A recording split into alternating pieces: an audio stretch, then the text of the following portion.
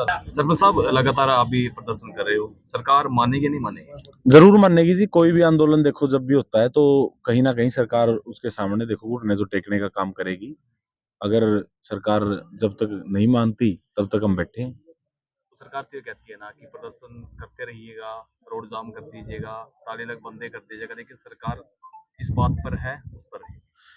देखो, आप किसान आंदोलन में आप लोग बड़े सक्रिय थे, आपने बड़ी मजबूती से लोगों का पक्ष दिखाया और आप सबके सामने वो चीजें हैं। निरंतर कृषि मंत्री और सारे मंत्रियों के बयान आते रहते थे कानून वापिस नहीं होंगे। जिस दिन कानून वापिस हुए उससे पहली रात भी कृषि मंत्री का बयान यही था कि कोई काले कानून वापिस नहीं हो रहे। लेकिन अगले दिन क्या हुआ? सरकार को झुकना पड़ा। तो एकता में बलता है, बलता जी किसान एक थे, जी लेकिन जहां तक बात सुनने में आ रही है कि जी। सरपंच की दो फाड़ होती नहीं, सरपंचों की कोई दो फाड़ नहीं हुई। हरियाणा के पूरे सरपंच एक मत में हैं, एक साथ हैं, एक उनकी राय है। सभी एक साथ मिलजुल कर एकजुट होकर सरकार के सामने लड़ने का काम करें। है। कल सिर्फ 6 सरपंच थे, उसमें 3 सरपंच थे और 2 सरपंच थे और बाकी प्रतिनिधि थे। जी। गिरफ्तारी देने के लिए कोई नहीं वहीं आया। नहीं, ऐसी बात नहीं है। आप अगर पूरे तथ्यों के आधार पर आप जांच सामने आपके आएगी तो लगभग 15 से 20 सरपंच जो है वहां पर पहुंच गए थे।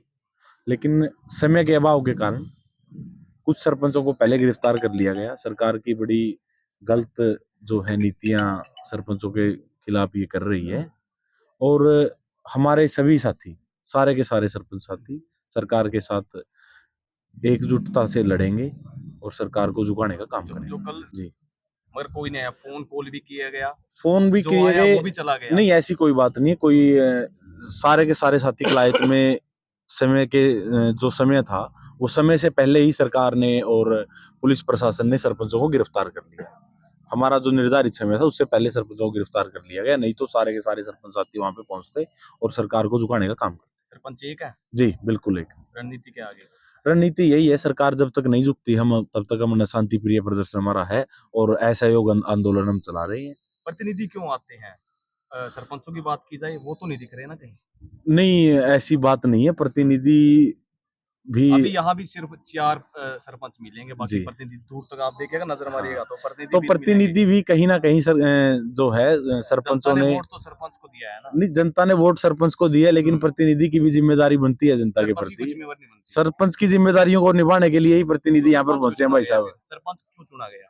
सरपंच वोट उसको दिए ना जनता देखिए, ने, तो सुनिए वोट। मेरी बात। ये सरकार की नीतियां थी। 50% आरक्षण जो है महिलाओं को दिया गया था, लेकिन महिलाएं कहीं ना कहीं, वैसे तो आंदोलन में महिलाएं हमारे साथ पूरी सक्रिय हैं, जहां पे जरूरत पड़ती है महिलाएं आने का काम करती हैं, लेकिन दिन प्रतिदिन अपनी दिनचर्या के हिसाब से यहाँ पे प्रतिनिधि बैठे हैं और प्रतिनिधि सरकार को झुकाने का काम तो कर सरकार तो 50% आरक्षण दे दिया गया ना महिलाओं को कि जी आगे आएंगी, जी। लेकिन यहाँ तो पीछे दिख रही है ना।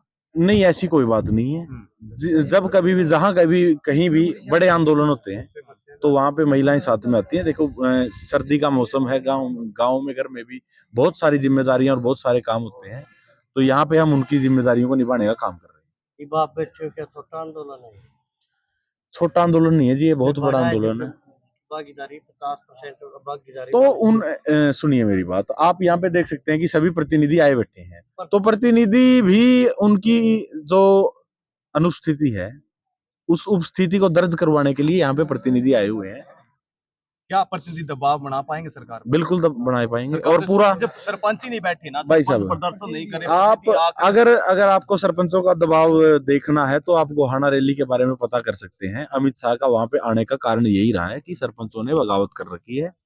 इसी वजह से सरपंचों ने जो अपना शक्ति प्रदर्शन जसिया में दिखाया था, उसी की वजह से सरकार कांप चुकी है बड़ा और संगठन बहुत ही जल्द आपका बड़ा संगठन है हरियाणा का, उसके अंदर भी फाड़ है। वो भी कहते हैं कि इनको बदल देना चाहिए, अच्छे काम नहीं कर रहे। नहीं, ऐसी कोई बात नहीं है। अगर एक दो सरपंच कोई ऐसी बात कहता है तो एक अलग बात है, नहीं तो सारे के सारे सरपंच एक मत में है और सभी के सभी सरकार को झुकाने का काम करेंगे। जी एक एक करके सब सरपंच खिसक जाएंगे फिर? नहीं, बिल्कुल कोई नहीं खिसकेगा।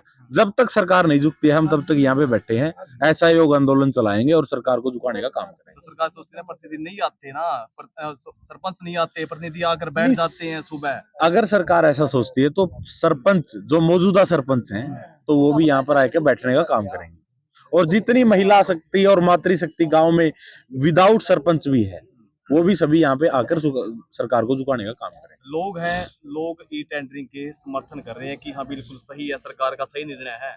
आपके साथ नहीं लग रहा कोई भी? आपके माध्यम से मैं सभी लोगों को कहना चाहूँगा और मैं उनको बताना चाहूँगा, अगर कोई वैसे तो कोई भी ग्रामीण क्षेत्र का कोई भी व्यक्ति ई टेंडरिंग का समर्थन नहीं कर रहा, सभी के सभी उसका विरोध में।